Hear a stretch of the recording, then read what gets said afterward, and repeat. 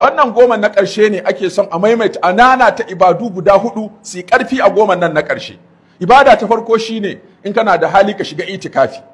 Itikafin nan na kwana goma wanda zai fara daga gobe.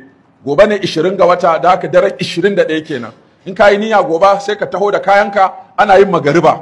Ko kafin magariba kana cikin masallaci to ka shiga daren farko kenan daren 21 shi ake fara lailatul qadari da shi. Da haka wannan daren sai ka shiga ya zama magariba ta same ka kana cikin masallaci sai kuma ba za ka fita daga masallaci ba har sai an ga wata daren sallah. Wannan su ne goman ƙarshe da ake so mutum in yana da hali ba shi da wani commitment ba wasu ayyuka muhimmai masu girma a gabansa waɗanda za su hana shiga itikafi ya tattaro ya zo ya shiga itikafi ya ci gaba da ibada da dagewa. Abu na biyu shine neman daren lailatul qadari.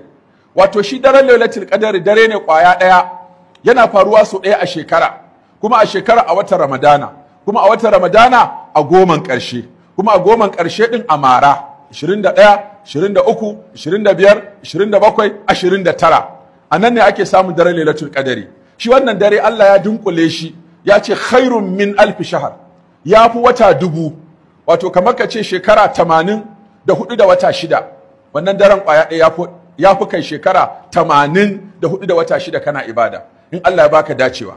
Kenan ya kamata duk dare kai ibada domin kai ibada a kowane dare lalle ka samu daren lailatul qadari domin ɗaya daga cikin waɗannan dararen da zamu shiga ne shine daren lailatul qadari. Allah ya bamu dacewa. Sannan abin da ake so ka ƙara dagewa akai karatun Qur'ani. Akwai lokuta masu albarka, akwai zamuna masu albarka. An ce kada mutum ya sauka Qur'ani ƙasa da kwana uku. Kada wato kwana uku ya zama duk kwana uku kai sauka shine mafi karanci. Kada kai ƙasa da haka. Amma a wannan goman ƙarshe din akwai sahabban da kullum sai sun yi sauka 10 suke a goman ƙarshe. Wani sauka bibi ma yake sauka 20. Wani kuma duk kwana biyu ya sauka 5. Wani ya sauka ɗaya kullum izu 6. Akalla dai sauka ɗaya na alƙur'ani. Ka yawaita karatun ƙur'ani a wannan goman ƙarshe. Kazan ka yawaita sadaka. Kullum ka ce zan ba da kaza a kwanaki goman nan in kai sa'a a duk daren goman nan kana yin sadaka to kaga kayi sadaka a daren lailatul qadr in Allah ya karba ka samu wannan ladan wata dubu fiye da wata dubu din. In kai sallah Allah ya karba haka in kai karatun Qur'ani in kai kyauta in kai istighfari in kai salatin annabi in kai halala a dararen nan Allah ya karba to ka samu wannan. Sannan ana so mutum ya shirya bada gudunmawa da taimako ga marasa karfi domin farantawa wani rai yakan sa Allah ya faranta maka rai. Kai wa wani ɗinkin sallah musamman marayu da marasa gata da tsofaffi kai fara a wannan dararen ka kyautata wani ya farin ciki ya maka addu'a sai Allah ya sa ka dace da daren lailatul qadari. To muna fata Allah ya sa mu shiga wannan goma cikin nasara.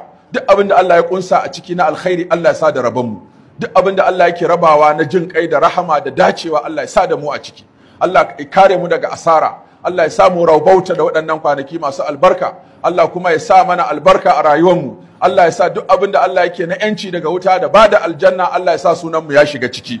Allah muna roƙonsa afuwarsa da gafararsa da jin kansa a yawaita addu'a Allahumma innaka afuwun tuhibbul afwa fa'fu anni. Lokuta ne na yawaita addu'a mu yawaita wa kanmu addu'a mu yawaita wa zuriyar mu addu'a mu yawaita wa iyayenmu da matan mu addu'a mu yawaita wa ƴan uwa musulmi addu'a mu yawaita wa ƙasar mu addu'a. Wannan ƙasa ta mu ta Najeriya tana buƙatar addu'o'in mu shugabanninmu suna buƙatar addu'o'in mu yanayin da muke ciki na lalacewa tattalin arziki da tsaro yana buƙatar mu yawaita addu'a. To mu yawaita addu'a domin gyaran ƙasarmu, domin gyara tattalin arzikinmu, domin gyara tsaronmu, domin zaman lafiyarmu, domin ci gabanmu.